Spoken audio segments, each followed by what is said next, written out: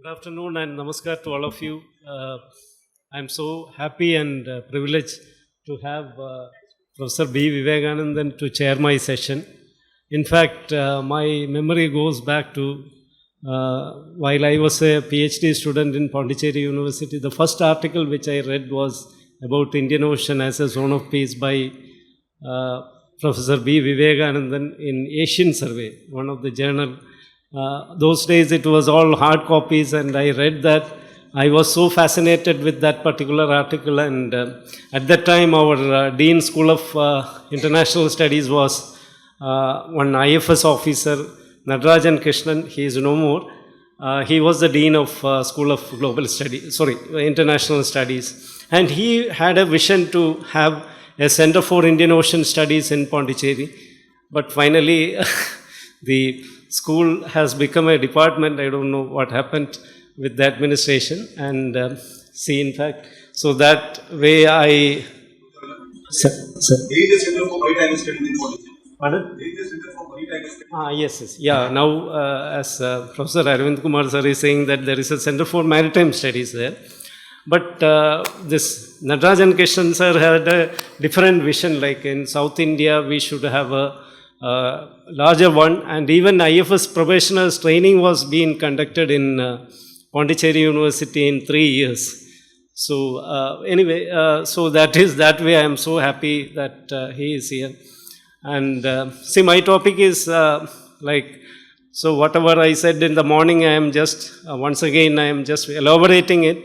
It is there should be a comprehensive approach to maritime security, because we are all pertained to security alone. Security, when we talk about security, of course, we all talk in terms of military security, and when it comes to maritime security, we talk about naval power and everything. Of course, I am not saying that Navy is very much needed and to monitor the high seas, because we have 3 different security agencies in the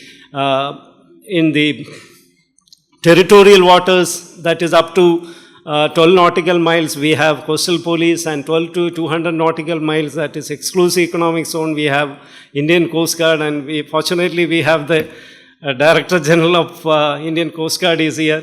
So they are guarding from 200 to the high sea, up to 200 nautical miles, and beyond that it is international waters, and it is the Navy which is in charge of that.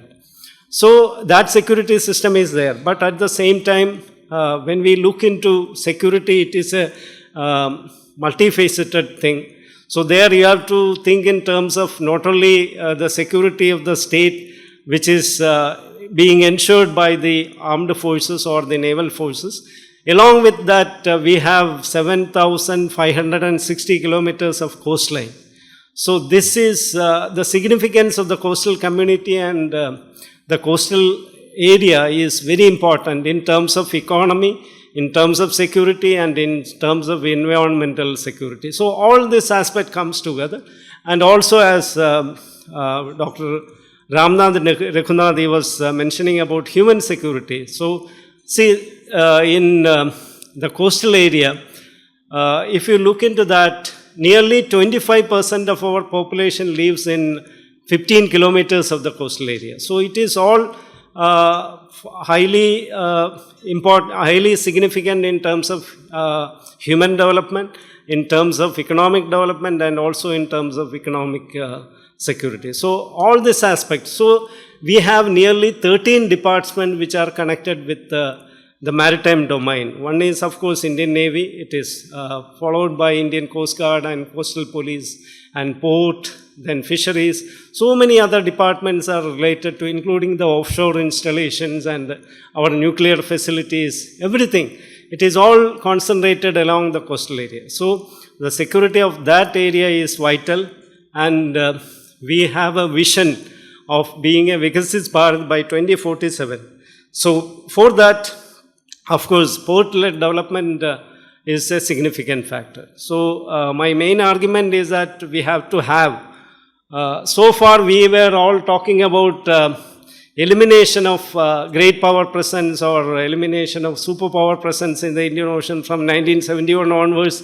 Nearly 20 years we wasted in the UN in the first committee meeting, every year as a ritual, this issue will be brought in, and there will be discussion on how to make Indian Ocean as a zone of peace by exclusion of these superpowers. None of the superpowers in those days, United States of America and former Soviet Union, they were present in the Indian Ocean. None of them moved as a result of this UN resolution. But after this accelerated pace of globalization and the disintegration of Soviet Union, and the international power structure has become a unipolar, then definitely India's Indian Ocean policy has changed from elimination to that of engagement. So India is, as Professor Mahapatra was telling, that India involved in several multilateral forums. But again the question comes that, of course, we all, the students of international relations, they consider that it is a multipolar world, and the basic requirement is multilateralism.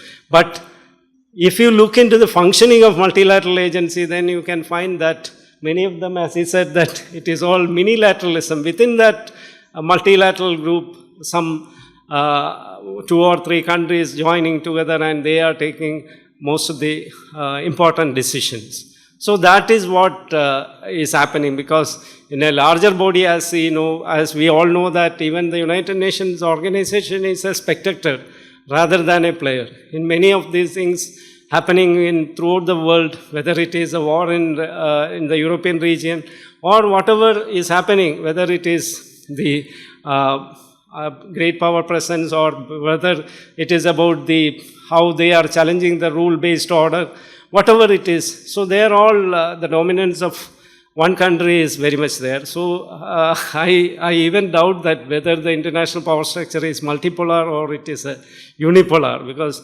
United States of America, even though many people talk about it is all it is a declining power or whatever it is, but only they can play a global role because of their military bases throughout the world. And so that way, of course, it is a reality that we all have to accept. So then coming to maritime security, as our Vice Admiral Muralidharan sir always say that it is a subsect of, coastal security is a subsect of maritime security. So in order to strengthen maritime security, we have to look into our coastal belt. And the coastal community, it is time and again, it has been, even the Indian Navy consider that they are the vital part of coastal security. So in order to incorporate these people, so India's population roughly it is 140 crores, out of which if you say that it is 25% means 35 crore people are living along the coastal area. In starting with the Gujarat to that of West Bengal and our Andaman Nicobar and Lakshadweep. So they are all there.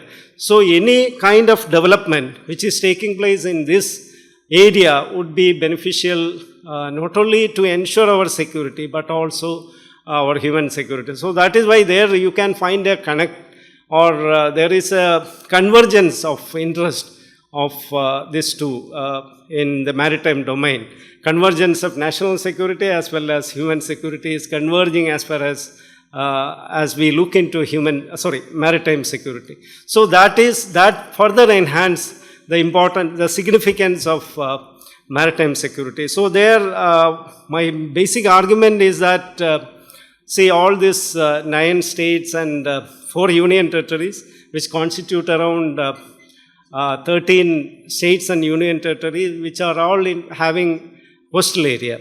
So this, of course, any kind of development in this particular area would also enhance both this human and national security. So then coming to port-led development, of course, we have nearly 12 major ports and 187 plus minor ports. So this further enhanced, because in a globalized era, the movement of men and material is the basic thing. So for that, that is the cheapest way of transportation. So in that sense also a future lies. In the morning that Dr. Divya here, she was talking about port development, how the investment comes from different parts, different business agencies and all. So it is all natural that it may happen. So I believe that this is one way, but The only thing is that we should not confine ourselves to the defense security alone. The defense security is very much needed, but at the same time we have to integrate all this. So we should have a comprehensive view on this security aspect. So when we talk about maritime security, we should all think about all these 13 departments which are connected with sea and offshore. So that way, of course, we can, so it is a micro level approach, and of course we can ensure people security and also individual centric approach to security. So that way, of course, it is again as a bottom up approach, like unlike the state centric view of looking into security by saying that if state is secure, then individual will be secure. But that is not the case. We know that many countries, the states are secure, but not necessarily the individual who are living there may not be secure. Just like in our neighborhood also, we have many states which are or failed state or something, you put it in any category, but that is not the case. So we have to look into that, how the individual is significant when we look into this. Then another important thing is that with regard to the traditional security threat and non-traditional security threat, when we talk about traditional security threat, we assume that the threat comes only from the armed forces of another country. But when it comes to non-military security, non-traditional security, then you have to look into many things. Not only the defense forces, even a small agency operating from anywhere in the world, they can pose a threat to it. That is what happened in 2001. A tiny terrorist organization could threaten the mighty power. So likewise, it all happened. So there, of course, there is the involvement of human intelligence. See, in as a result of coastal security scheme, that again our admiral know better than me, that in 2012 we have initiated, after the 2008 Mumbai terror attack, we initiated coastal security scheme. I think that he is the one who initiated all this when he was in the Indian Navy, and then coastal security scheme 2. So all this, of course, throughout the coastal area, all the 7,516 kilometers, they have installed several electronic gadgets and monitoring on a daily basis. Everything is there. But at the same time, without integrating human intelligence, it is all, I'm not saying that it is meaningless, but the human intelligence also has to be integrated with the electronic surveillance system, so that we can have because they are all on a permanent basis. The coastal community is very much there.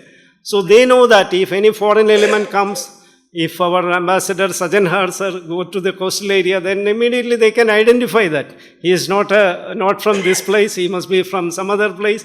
So it would be easy for them. They are on a permanent. So of course, in Coast Guard, of course, they have a system like every 30 days they interact with the coastal community, but it is all, I have done a major project of UGC on this. So I traveled all along the coastal line. So I say that in every 30 days they have this interaction with the coastal community. But sometimes when I asked some of the coastal community people, especially in Andaman Nicobar, they were telling that one officer from the Indian Coast Guard comes there and he give a 1 hour lecture, and then they will have tea and other things. They have to sign some ledgers, and then they will all go. And whatever the sir said, because sir was speaking all the pure Hindi, we couldn't understand that. So 1 hour lecture is given, all the coastal community people will listen, maybe 1 or 2 may attend.